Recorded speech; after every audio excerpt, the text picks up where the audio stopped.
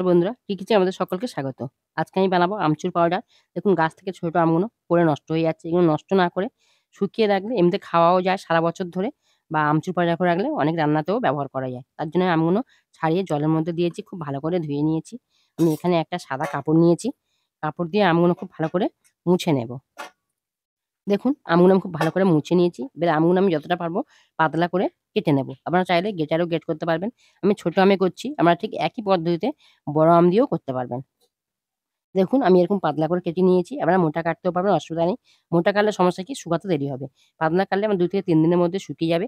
আমি এটা শুকিয়ে নেব। তারপরে আমি দেখাবো কিভাবে তৈরি করতে হয়। এই আমগুলো কেটে আমি রোদ্দুরে দিয়েছিলাম। আমগুলো পুরো শুকিয়ে গেছে। দেখুন ঝনঝন করছে। এভাবে রেখে দিলে আপনারা সারা বছর খেতে পারবেন। চাটনি, আমডাল যা